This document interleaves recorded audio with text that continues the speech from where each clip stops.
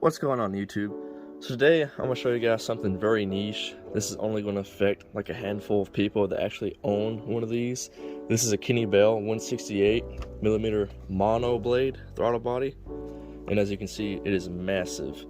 And I've just been doing a lot of research on trying to like future-proof this thing from fail-safes, because if you have a throttle body that gives the car any type of trouble, it's just going to put the car in limp mode. And limp mode on a Coyote or GT500 is not good, because it doesn't even have power. You can floor the accelerator pedal and the car will not move. So I've done research. People, they really do not like these monoblade throttle bodies at all. Mine has been working great, but like I said, I just want to do some minor things to it, so that way I can have this thing performing perfect all the time. And because nobody wants to keep going through electronics whenever they start having issues with these throttle bodies. So I took mine apart and I greased some very important areas that I think is really going to help this thing, give it less friction, because these throttle bodies use the factory Ford electronics. So we have like a little servo motor right here. Well, this servo motor has a metal gear, and that metal gear goes into a plastic gear set on the factory throttle bodies.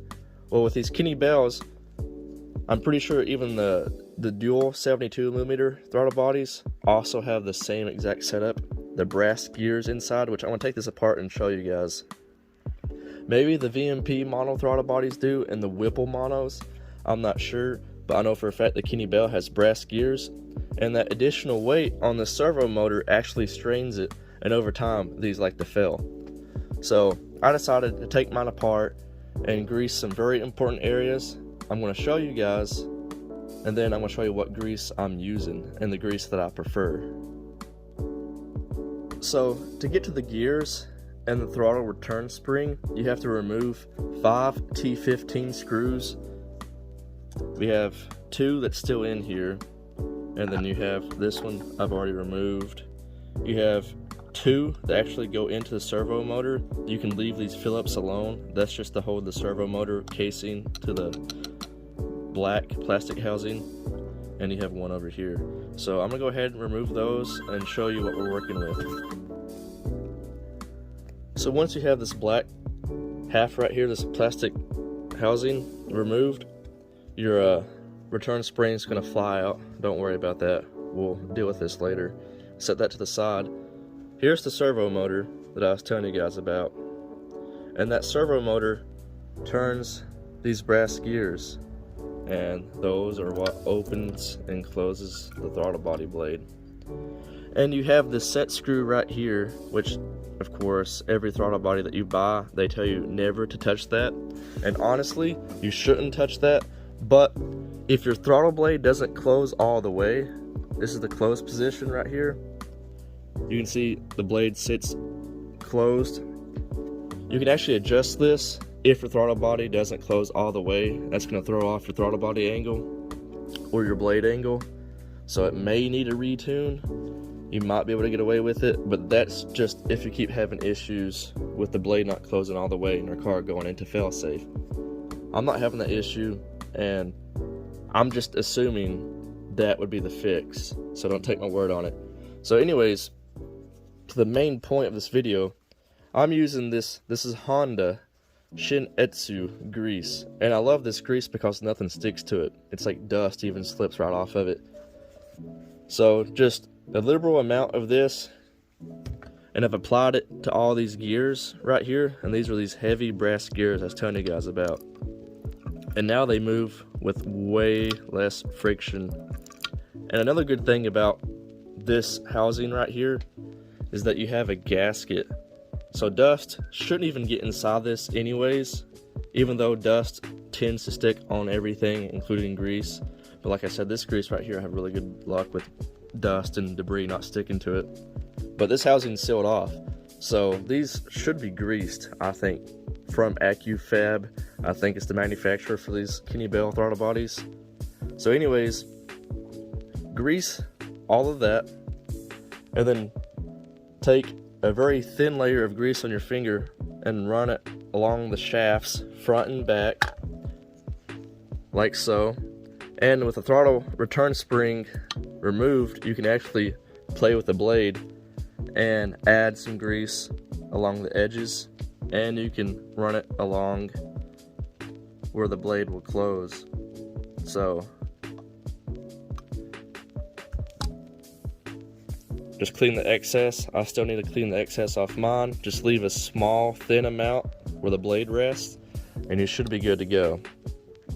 So now that everything is greased up and you want to put your throttle body back together, make sure this blade is resting on the plunger of this idle set screw, and we're going to grab the return spring. Matter of fact, I'm going to turn this upside down because I prefer working on it like this because gravity does all the work for you. So brass gear rests on that plunger. What you want to do is go ahead and pop this black tab out of the black housing. This is actually where the spring is going to retain, and to apply pressure to the spring we have to install this later. So we are going to go ahead and just get this housing started with 2 screws, get it put on, and then actually before I do that, what am I even talking about? You want to get that little ear, see that hook right there? You want to get it started in the hole. Let's see, that hole right there at like 10 o'clock is where it's located. That's where you want the spring to sit and rest. So we'll get the spring set up in there. We're going to put this on, and then we're going to apply tension to it. So in this section, I'm not really going to be able to show you guys. BBK has a really good tutorial on getting this started. But essentially you have a wide tab right here and a smaller tab, and what you want to do is rotate the spring assembly and get it to interlock with this black housings tabs. Note that the motor housing has a large slot and a small slot in its turret. Note that the plastic cap on the spring has a large tab and a small tab on it.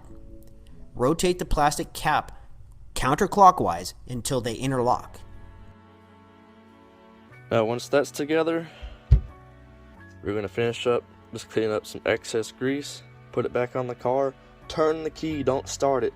And as soon as you turn the key, you're going to be able to find out if your car's going to throw a failsafe or not. That means the spring's not set right, or there's just something wrong in the gear housing and you just have to take it back apart. So we're going to go ahead and do that now.